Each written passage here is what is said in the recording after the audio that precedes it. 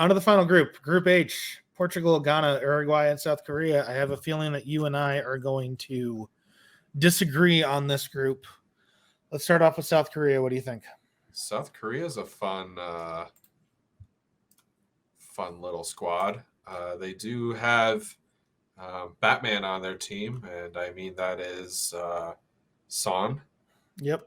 He does. He'll be playing. He's got the mask on. So I give him credit. I'm throwing a little shade at him in the ticker, but he's a phenomenal player, and he just had orbital bone reconstruction surgery, and he's going to be in the World Cup because that's what it matters. Yep. But I think this team's going to be fighting for the bottom. It's nice that they're there, and good for them that they made it, but they're going to leak goals. I think comfortable third. You think comfortable third, huh? And that's because Ghana right now is in a transition period that they are not ready to get out of. Ooh, I was looking at they're the youngest team at this World Cup. Really? Yep, they are. And it is. They have won. Sorry to throw it up on the ticker. They've only won 2 of their last 12 against top 100 opponents in the FIFA rankings. Yeah, have you seen their FIFA rankings? It's like their highest was 46, and after 2020, at the end of 2020, they just went whoop right down. They said, I'm not very high on Ghana right now. No, I don't think that they're going to do that well. No. That being said, I'm not very high on Korea either. No. So those teams will beat up on each other. Yeah, that'll probably be what happens. I actually wouldn't mind watching that game because that game might be more pressing, and we haven't really talked about the tactics or anything about in this. Well, how we think these tactics might play out in this World Cup, but I think a lot of teams are going to feel each other out. They're going to sit back on a low block, wait for a mistake, and counter press. I think there's only going to be like a handful of teams that will actively go out and try to counter press high, and I think Mexico is going to be one of them.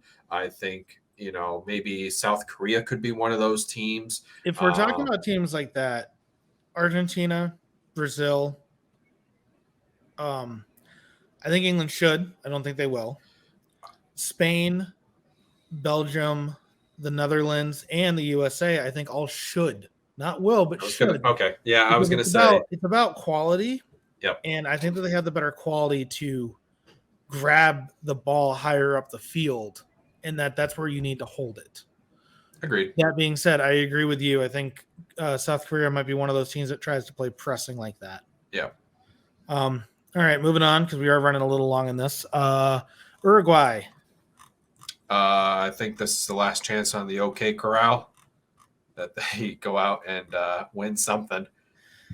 Their team is one of the oldest teams that's up there with Belgium. They've got Diego Godin, who is pushing 35, 36. Suarez is 35. A lot of their midfield players are pushing north of 34. Cavani, who is so old, I forgot he was still playing. Yep. They could possibly get out of this group. I think, if anything, it could be Uruguay doesn't make it out of this group, and it'd be South Korea. But I'm not like, again, if this is the thing where if all players figure out that they can get behind their defensive line because they're slow and old. Yeah, I still don't think it's going to happen in this group. I don't have Uruguay doing anything out of the group. But no, you have Edison Cavani, you have Darwin Nunez, you have Luis Suarez, you have Federico Valverde, Lucas Torreira, Rodrigo Betancourt. Who's the most going to win games? He's the most yellow carded South American in the Copa. Yeah. I just wanted to throw that stat out there because, he could get. He could. He absolutely could. I don't see them doing much. Man, I see them winning the group. I just don't see them getting out. Not winning the group. Excuse me. Let me reset. Jesus, I see them getting second, and I think second's going to be comfortable. Yeah. I do not see them doing anything out of the group, but I do not see them not getting out of this group either, only because South Korea and Ghana aren't that good. Yeah, I agree. And on to the team that I meant to say is going to win the group, Portugal. Yeah, they'll win the group, I guess. Yeah, there's no. They're a very good team. Yes. They're down a couple guys. Yep. However, between Bruno Fernandes and CR7 and CR37, he still scores, man. Yes, he does if he's on the bench. They're not going to play him on the bench. Well, obviously not. They're not trying to shut him out. Yeah. Okay, but we're not talking about. We will get back to the Premier League when the Premier League gets back to us. Until then, I mean, Bernardo Silva, João Mario, Rafael Leo. He's scoring. He's been really good for AC Milan. Yeah, he has. Ruben Neves and Wolves is always good.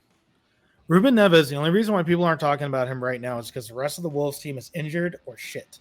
Yeah. If you fix those two things, he's back to being the player that everyone wanted him to be. I'm so mad he's rotting there right now.